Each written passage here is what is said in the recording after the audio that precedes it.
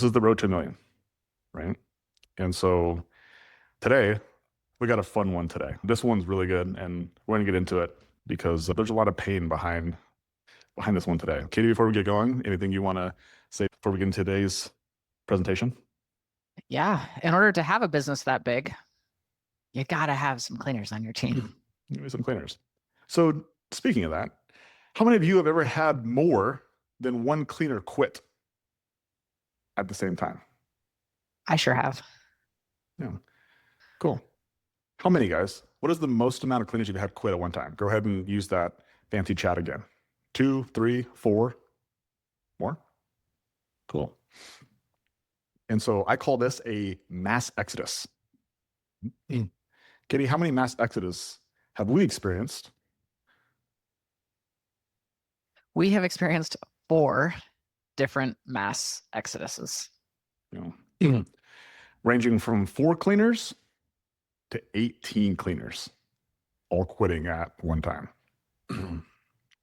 And today I'm going to share with you guys exactly why it happened more than once.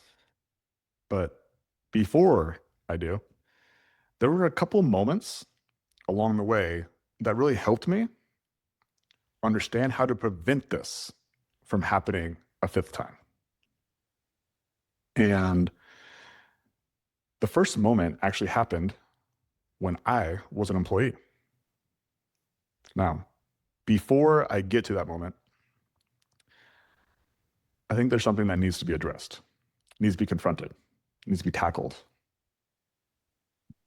And it has everything to do with what we believe as business owners. How many of you believe that it's your job to build a team based on fairness? Anybody? Fairness feels noble, but it protects low performers. And it will cost you high performers. Every time that we cater to cleaners who call out, it seems like we're being nice to them.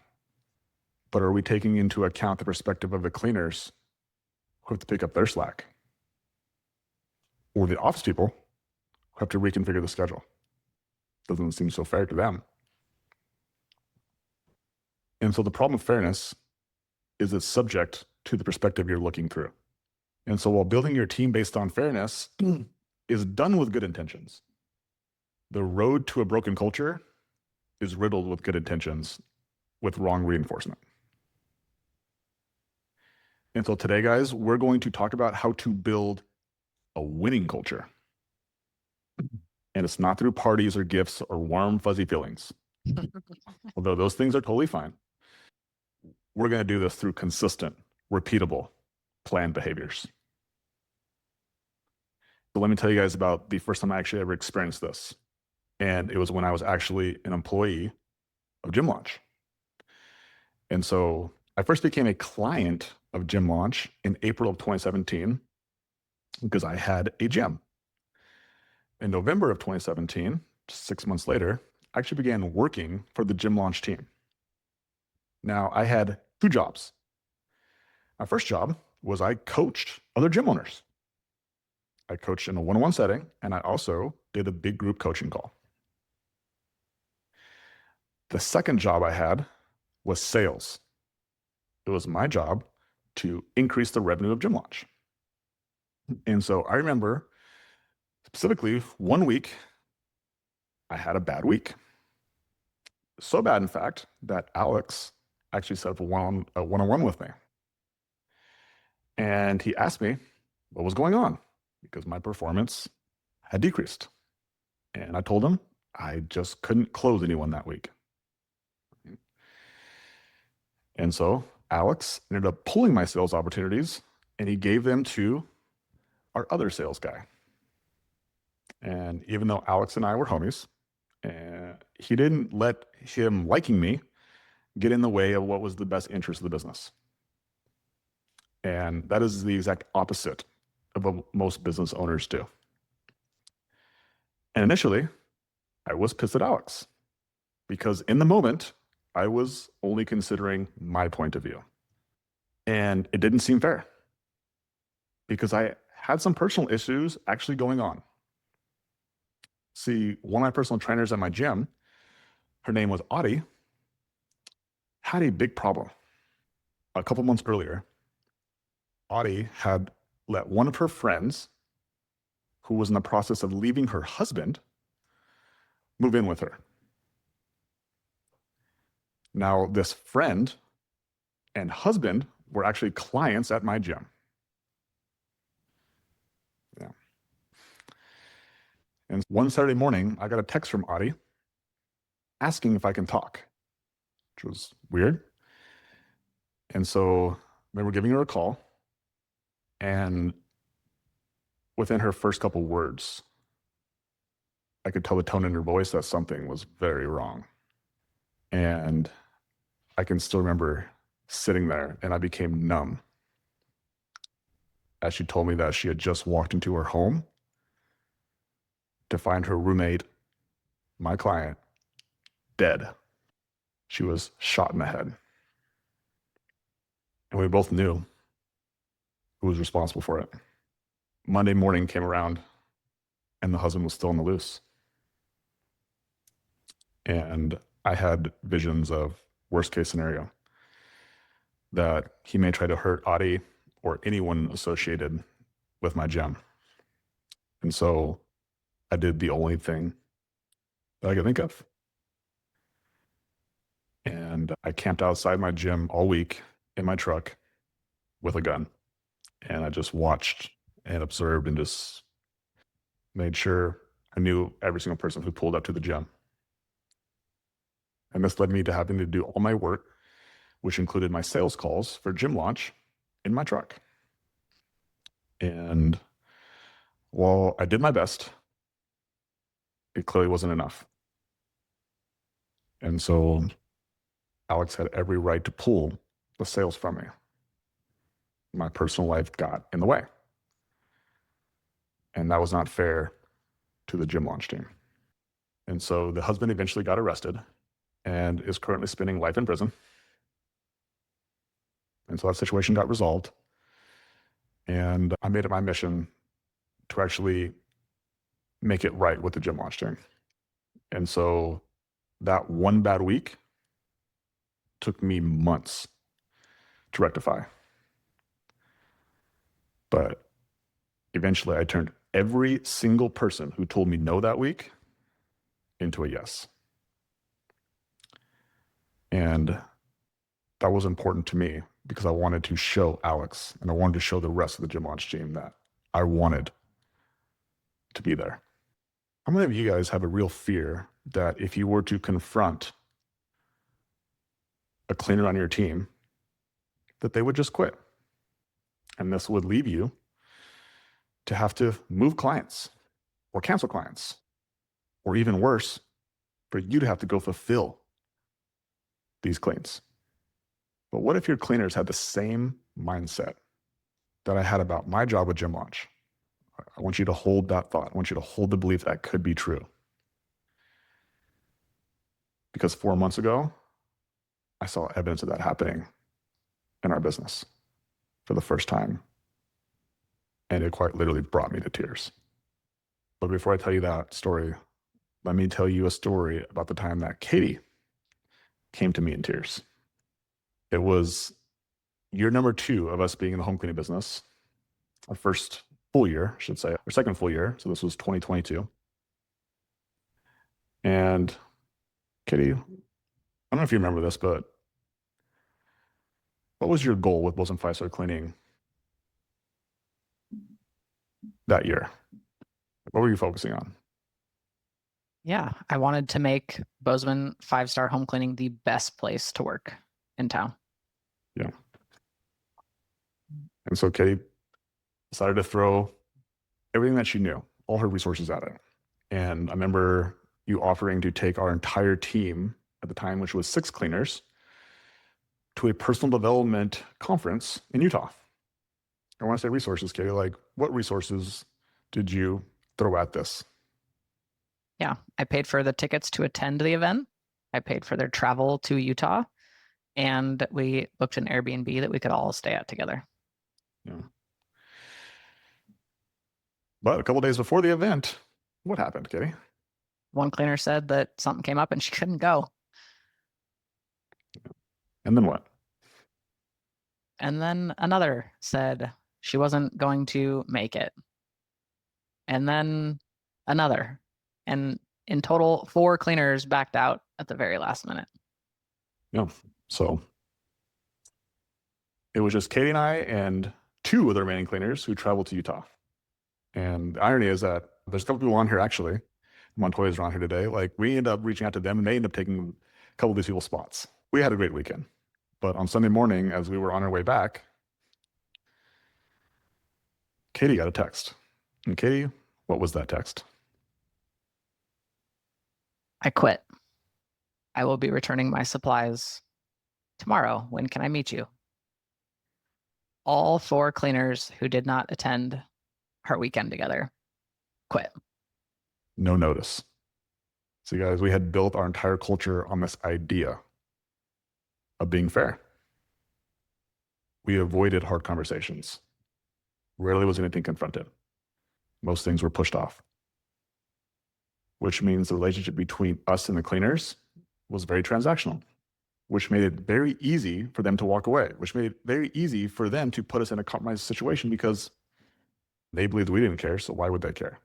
And this is what resulted in our very first cleaner mass exodus. As you guys can imagine, the schedule got messed up. Clients were disappointed. The 2 remaining cleaners were also disappointed. But who do you guys think was the most disappointed? It was Katie.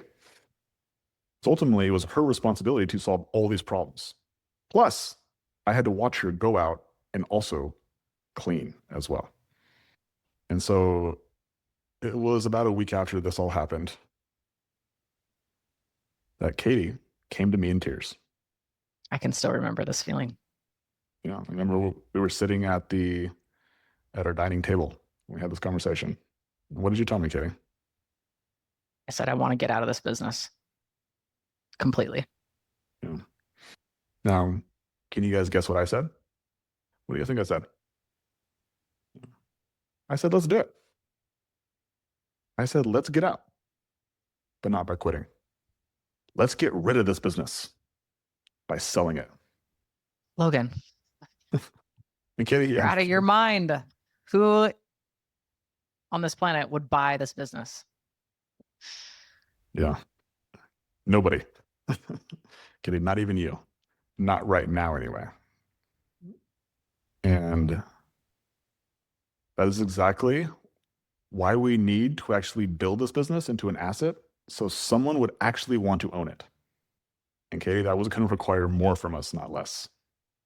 And so, guys, this first mass exodus was one of the best things that's ever happened to us. Why, Katie? Why was it one of the best things that ever happened to us? Yeah, it tested our commitment level. You know, our commitment to grow or to go. Katie, what did we choose? I really wanted to choose to go, but we ultimately chose to grow. Did it feel very good? Oh, no. I am very much a person that goes to sadness. And there was even bouts in this that I was like angry. It was like angry sad. Yeah. But that choice to grow, it allowed us to learn. It allowed us to work through that sadness, through that anger, through the embarrassment. And that is actually what led to that business just 1 year later becoming $1 million business that profited over $200,000 in a year. Just 1 year before, guys, we wanted to quit. And so once we actually built this $1 million business, I was like, okay, we cracked the code. We figured it out. Or so I thought. Success, guys, can make you think you're smarter than you are.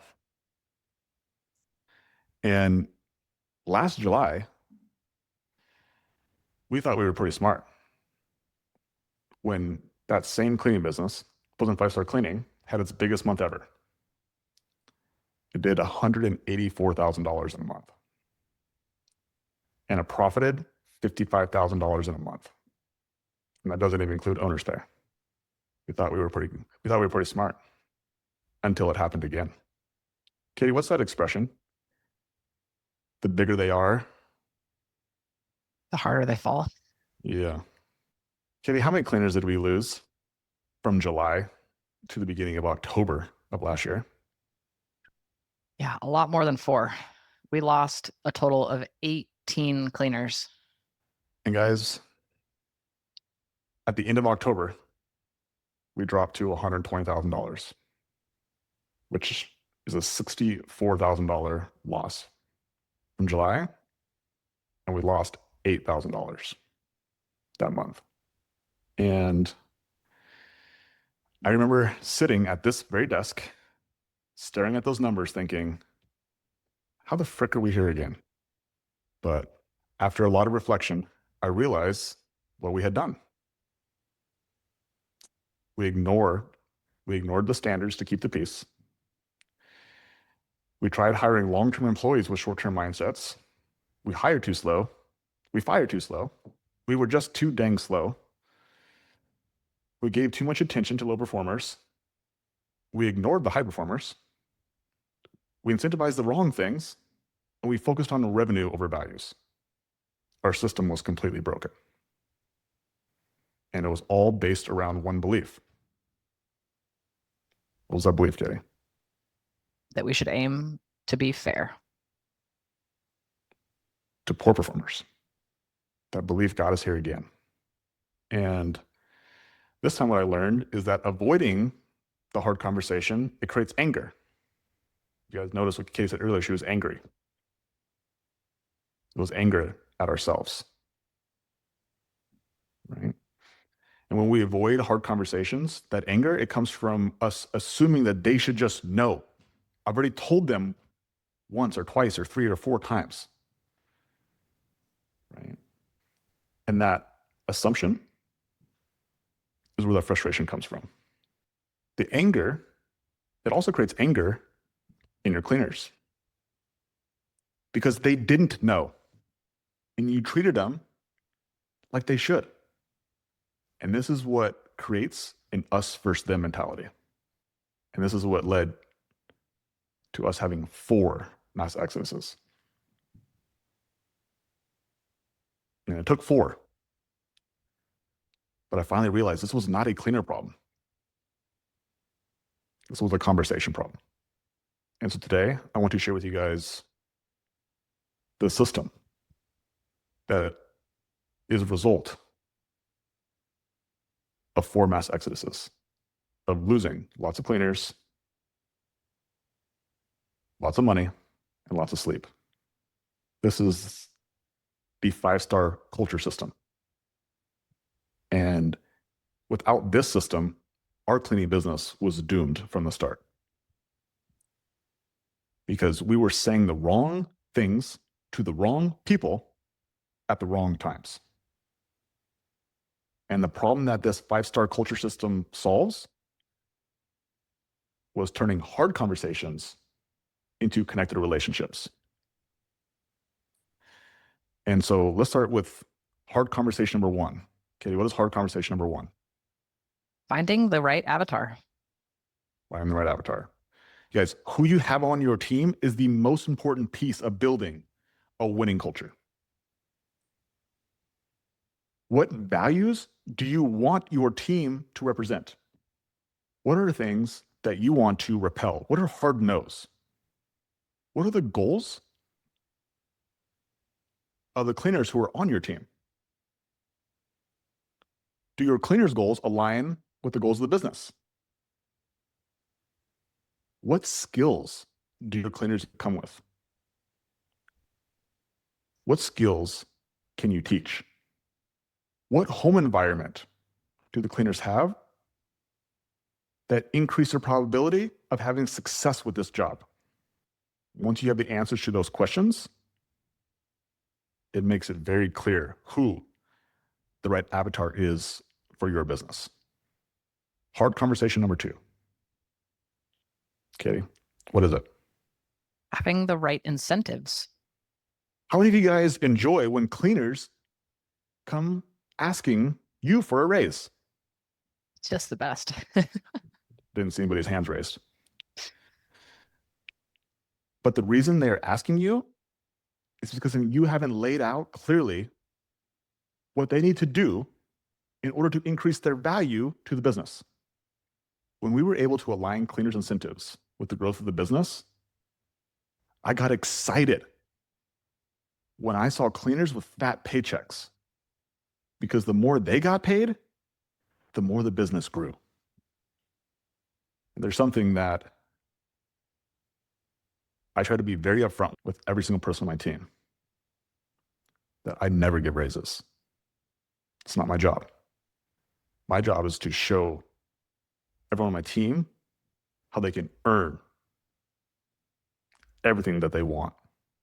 It's not my choice, it's theirs. Because what I realize is that our business will grow when our team's skills grow. And so, how many of you right now are giving people raises rather than having your team earn raises? Hard conversation with 3, Katie. The right values. How many of you guys remember the wristbands that said WWJD?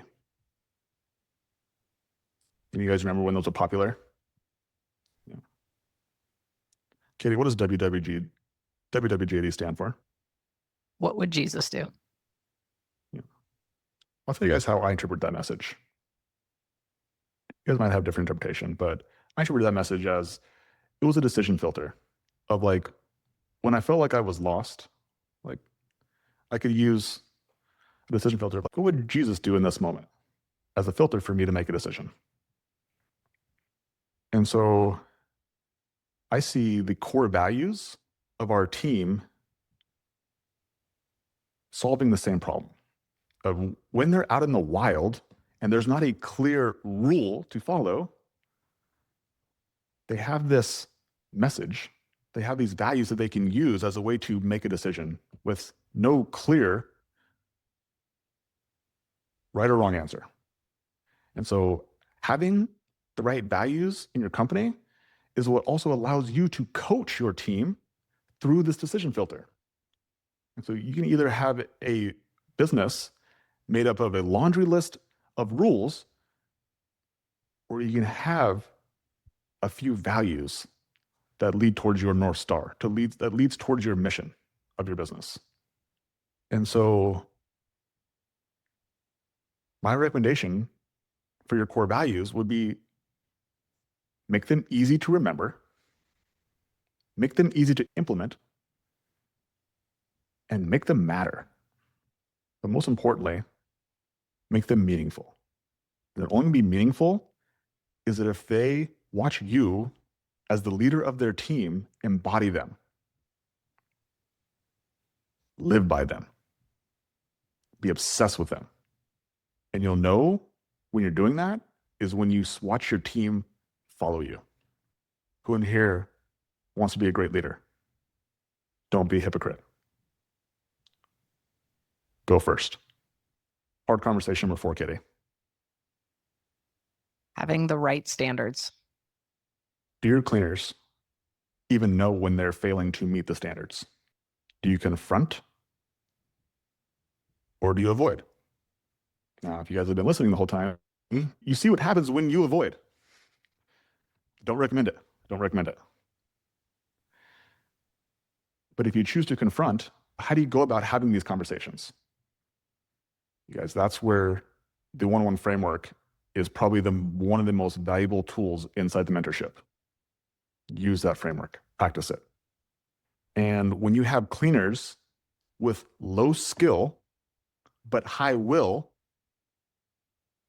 coach them up. When you have cleaners with low skill and low will, coach them out. Hard conversation number 5, Kitty. Having the right measurements. How many of you guys believe that you have great cleaners on your team? How many of you guys believe you have the best cleaners on your team, the best in your market? I hear this all the time. And my question is, how do you know? And most people respond based on their feelings rather than data. And so let me ask you another question. Do your cleaners have a game that they get to play every single week? If I were to ask your cleaners, how do you know when you are winning? How would they respond? Do they have a scoreboard that they can measure their progress? How do they get rewarded for winning? Once you can say yes to all these questions, that is the foundation for building a culture of winning. Conversation number 6, Katie. Having the right cadence. Yeah. Do you guys have formalized meetings with your cleaners? Are these meetings planned or just when you feel like it? Are they consistent or are they consistently inconsistent? Are they weekly, bi-weekly, monthly? Are they 15 minutes, 30 minutes, or an hour? Who attends these meetings? Who doesn't attend these meetings? Are they phone call, Zoom call, or in person? What is the goal for each meeting? What are the action steps after each meeting? When you can answer these questions, you create a consistent, repeatable process that holds your team accountable to their goals. And you guys want to know the secret? The secret to have a winning culture. You guys ready? I'm going to summarize this in 5 sentences. Give your team a game, show them how to win, coach them when they lose, praise them for their effort, and that's what winning looks like. You want to know what winning looks like, guys? Today, we hit a huge milestone in our company. We broke $3 million in trailing 12 months revenue. And you guys want to know why we were able to do this? Why, Katie? Why were we able to do this? Because we have a team of winning players. Yeah. You guys, we have 50 plus cleaners on the team. We have 10 office staff. We clean over 250 homes a week. You guys, we have 1,700 5-star reviews. And here's the coolest part. We're not the only successful people using the system. I can see the Julias, the Kayla Irbies, the Lexus Lamars. There are a few of the 8 clean businesses inside our mentorship that have crossed $1 million using this exact same system. Another one of those 8 businesses is owned by Jessica and Lucas. We're also on here as well. Like, they had their cleaning business for 10 years before joining the mentorship. They were stuck at $20,000 a month for a decade. And when they were able to implement the system, it transformed their business. And today, they have $1 million business that operates in Canada while they move down here to Arizona to help us take this $3 million business to $20 million. That's what a good system can do. It'll transform your freaking life. Now, when you begin to implement this 5-star culture system, you're going to face some problems, guys. Congratulations. Okay, what's problem number 1 that people are going to face? Oh, the fear of when to actually fire somebody. Ooh. The first cleaner that we hired in our Arizona location, her name was Bridget. I hired Bridget because I thought she was a star. Turns out, I was right. And I was wrong. Bridget was actually very reliable. She showed up 30 minutes early, never called out. But that's where Bridget stopped being a star. Katie was actually her trainer. And Katie, when you try to give her feedback, how did she respond to your feedback? These forbidden words in our home, she would say, I know. That's the real 4-letter word. I know. It's actually 5, huh? It's fine. It's the 5-letter word. Yeah. Also, clients didn't think she was very personable. Her teammates didn't like having to pick up her slack. And her unwillingness to change her behavior kept Bridget from being able to stay on the team. And so Bridget became the first cleaner in our Arizona location that I had to fire. And how do you think Bridget responded? Bridget didn't think that was very fair. And Bridget immediately left us a 1-star review. Bridget, do you think that was fair? But by firing Bridget, it opened the opportunity to hire another cleaner. Which leads us to problem number 2. What is problem number 2, Katie? That someone's going to experience when they're trying to implement this 5-star culture system? Yeah, the fear that I'm going to not pick a star out of the gates. I'm going to hire somebody bad. Yeah. The fear of making a bad hire. And so I actually had a cleaner applicant who I remember doing her interview, and just was like, I don't know. She didn't just get me excited. And the reason why I was having this like internal push is because I had 2 interviews right before her that I had made offers to about cleaners who I was really excited about. These guys are going to crush. And so I was like, I'm not really sure if we need her, but there was also nothing really wrong with her. And I remember showing Katie the interview and asking for feedback. Katie, do you remember this? Yeah. What was the advice you gave me after I asked you for your feedback? Yeah, I said, why would you not give her a shot? Yeah, I was like, fine. So I was afraid. That's why. So I did. And that cleaner's name turned out to be Alyssa. And Alyssa has been employed with us for 91 weeks. And Alyssa has never called out once in 91 weeks of working for us.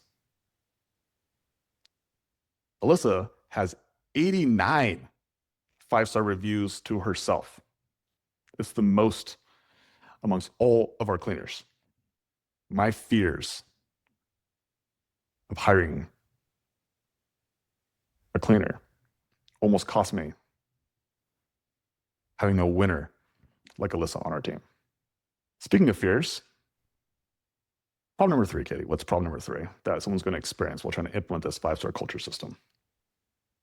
Yeah, the fear of having conversations. Yeah. I was actually having a conversation with our GM of Mesa, our original location. Name is Keziah. And I remember presenting this thought. I was like, this could be a bad idea, but what if we just got rid of all cleaner 101s? And Keziah told me that was a bad idea, but not to my face, with her actions. Because as I questioned that, I questioned whether we should be doing 101s with our cleaners. She took action, and she actually began to have more conversations with cleaners, more 101s. And eventually, she figured out what I was missing. The cleaners needed clarity on how to win. And so what Keziah learned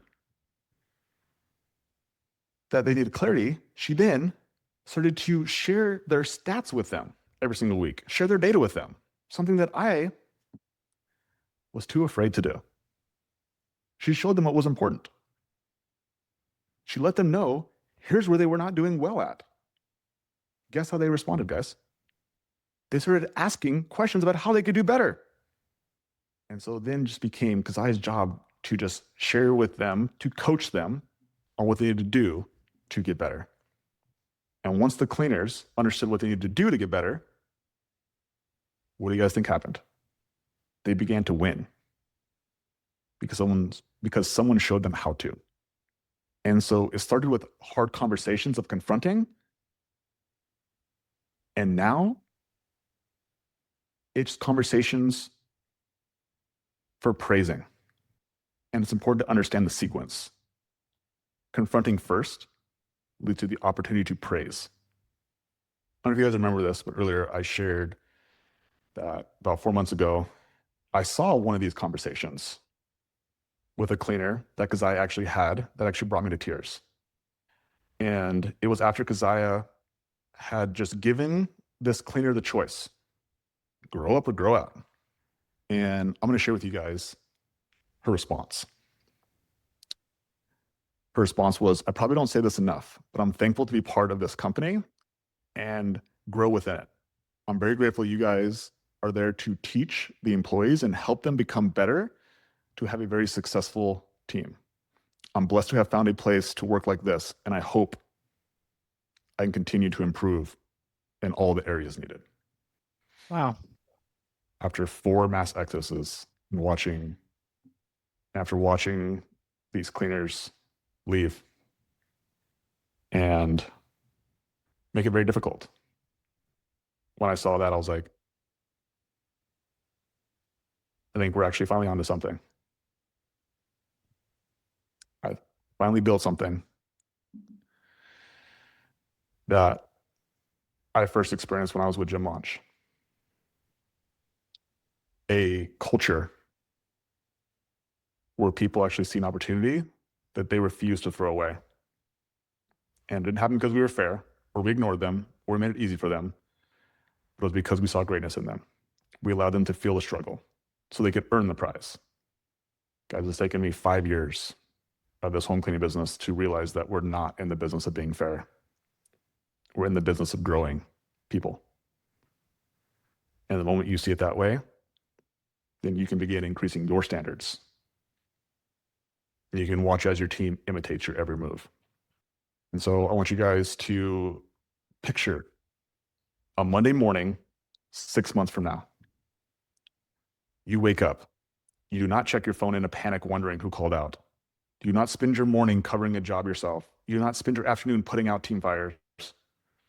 Instead, you open up your vision sheet and you see a team that showed up, a team that hit their goals, a team that grew, a business that grew. You guys, that's all a reflection of you growing. Guys, that's not a fantasy. It's just what happens when you actually have a 5-star culture. And if you're thinking that my market is different, my cleaners are different, my situation is different, I've tried systems and it didn't work for me, I'm with you. I spent years believing it was a them thing. And I can tell you what, it was always a me thing. And my life changed when I stopped pointing the finger at my cleaners and I pointed it back at myself. And so if you want help discovering how to build a winning culture, we're actually offering a free game plan call. Now, it's not a sales pitch. You literally can't give us money on this call. It's just an honest look at your business, your team, your turnover, your standards, your values, and exactly what needs to change in order for you to build a winning culture. And so we had 8 cleaning businesses in our mentorship last year cross $1 million, and none of them had a perfect culture. Well, what they did do is they just stopped waiting for one to happen and they started building one. And I spent years looking for a winning culture like I had experienced while working for Gym Launch. And then I realized that it wasn't my job to find it, but it was to create it. And so that's exactly what this game plan call is about. Because guys, building a winning culture doesn't happen on accident. It's a system of repeatable, consistent planned behaviors. And so if you want help, guidance with that, you guys can click the link that James just put in there and you can schedule time. Now, one of the issues we had last week was that someone's like, there's no availability.